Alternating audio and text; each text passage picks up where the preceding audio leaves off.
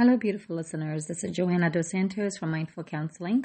I am here to talk to you about what's it like to have a baby during the time of COVID, post-COVID, current times. I'm sure that it was quite different once we entered this beautiful pandemic. I think right now, when I refer to it as beautiful pandemic, I think I'm just being sarcastic because we're still in it, still talking about it. So I think when March, April, May happened, and I'm sure the experiences for those that were pregnant or given birth was so different in so many ways. So I don't know if I necessarily want to say non-traditional, because there were different preventative measures that needed to take place. So where we are today, I mean, it's only a few months post-pandemic or in a pandemic, is that we're still in it and the preventative measures are still being taken quite seriously.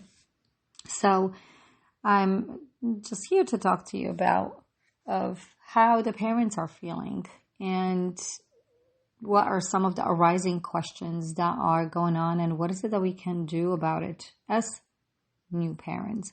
So anxiety and depression, right? The part of, do I choose to have a baby in a hospital, not in a hospital? Should I have it at home? Should I now hire a doula, someone that comes in the house that can help me to give birth?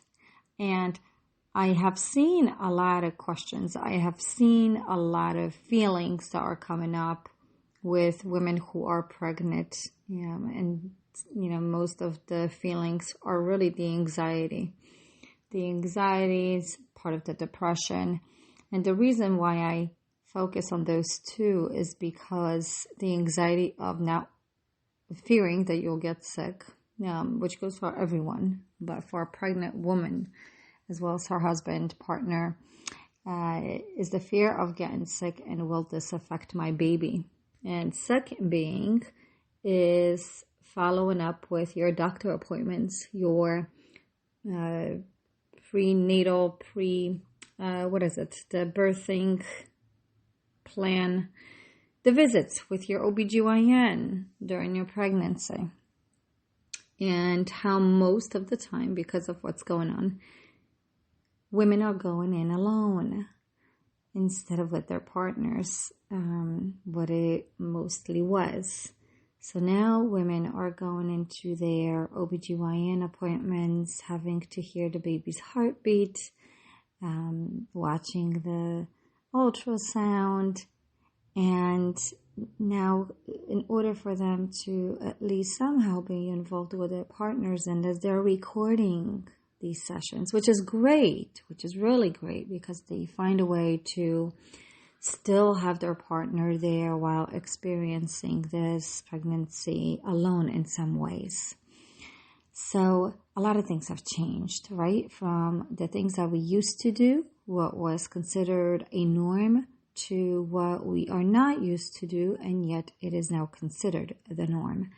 So, for women who are pregnant and the doctor visits that they are now dealing with alone, and how do I involve my partner in this, whether it is through recordings, through videos. And another part being is once women go through pregnancy, and I hope I have this right. I mean, this is what I am observing. This is what I am seeing with those that have been pregnant and with those that have given birth and with those that have spoken to me about it. So I am really doing this podcast based upon what I've seen and heard and observed and what has been told to me. And I apply it in this podcast for those women, for those individuals who are pregnant, who were going through a lot of these feelings. Because one, pregnancy does bring up feelings, period. There's hormonal changes going on, and you're happy and you're sad, you're crying, you're angry. So this COVID pandemic only brings upon different feelings, if not the same, maybe more enhanced. But what I also noticed is for women who worry post-birth. Now, who can see my baby? Who's allowed in my house to see the baby? Who can touch the baby? And this is also a big thing, because many women post-birth experience almost like a short-term postpartum depression. And then, of course, postpartum is if it lasts a little bit longer and if the symptoms are a little bit more severe. I guess maybe that's a different topic that we can use next time. So for women, the emotional side that comes up once the baby is here. And I know I'm saying women. Men do go through it too. I have seen men. I have seen my brother-in-law cry and get emotional because his son was born. So I have seen all this. And I think what's coming up more so for new parents is, what is it that I should do? What is it that I am allowed to do? And what is it that I'm okay with? Because naturally, we want our families close to us. We want to have their joy and experience their joy, to have them helping us, be there for us, touching us and the babies. So there's a big question here. What is okay? And honestly, I think my recommendation for you listeners is the ability to talk to someone who is a specialist. I know I have taken a lot of questions to my now 6-year-old, to a pediatrician, what he believes is okay. And he's very straightforward, which I enjoy. So I think it's always good to ask questions, and ask the questions. There's no such thing as stupid questions, but just ask the questions that come up for you, and talk to someone who is certified, who is specialized, who has a degree in a sense of knowledge of the medical field, maybe. Not to discriminate those that don't have certificates or knowledge. I think what I'm trying to say is really just talk to someone who knows a lot, who specializes in particular fields. So, and also go with your maternal, paternal gut instincts. If you feel like you want to see your family when you give birth, maybe do it, spread it around a little bit. You see one family member today, maybe another one next week. Touching is also a sense of new babies. What is it that you are okay with? And so what I have noticed, just to bring that back a little bit, is comfort level. It all goes back down to comfort level. Pre-COVID and COVID. What is it that we are okay with when we have our newborns in our homes? Of course, our protective parent side kicks in, where we want to make sure that we are protecting our babies, taking care of them, holding them as much as we can. Sometimes we don't even want to let them go and give them to anyone. We automatically get jealous if someone else is holding the babies, which is so normal, especially for the moms. So, yes, so what is it that you believe that you are okay with after giving birth because of this whole COVID? I've seen individuals, clients, not necessarily, but people that I have met and known who have given birth right during the early stages of COVID. I think maybe it was April or May, and who have stayed home and have not allowed families to come in for a few months. The feelings associated with that, so tremendous. It's almost like dealing with depression, the part of wanting something so bad and not being able to have it, and the frustrations that are there.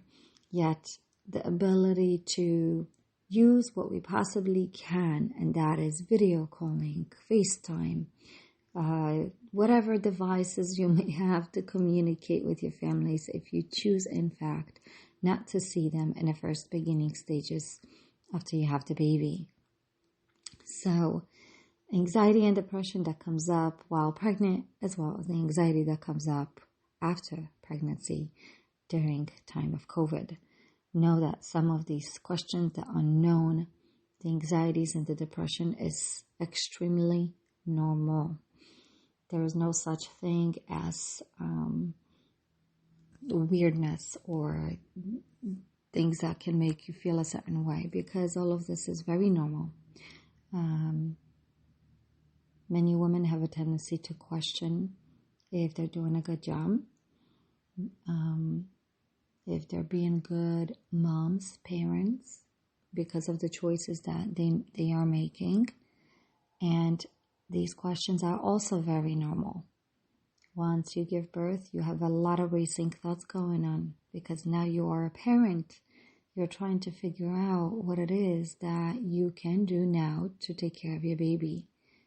There's a difference between taking care of a baby when you are pregnant versus taking care of a baby when you're not, because now other people are involved in this. So you will do and you can do what you feel is right. I recommend just asking the questions that you may have. Talk to individuals, and for those that love and care, they will understand whatever choices you make. So I hope this podcast wasn't lengthy, but I hope it was straight to the point, especially when it comes to being able to have a baby in time of COVID, because the stressors of that exist, especially for those that just found out that they were pregnant, needing to go through it to now giving birth. This is such a new experience for all of you, yet it doesn't mean that it is a bad experience. It just means that it is a new experience, one that we have never gone through. And for those of you that have had babies recently, or will be having them recently, or had them anytime this year, this is your year, and you can take this, like I said earlier, the beauty of pandemic is spending time with the baby, spending time with the babies, with your partners. If those that want to help, if you have some hesitations towards it, have them help you in a way that you feel is beneficial. When it comes to touching, once again, those that love you and care for you will respect it, because this is yours. This is your ability to take care of yourself and a baby. Your protective, your caring, your nurturing functions have kicked in, and you have the right to do what you can when it comes to your child in time of COVID. So I hope this was helpful for some of you. I will see you next time. Until then, be well and safe.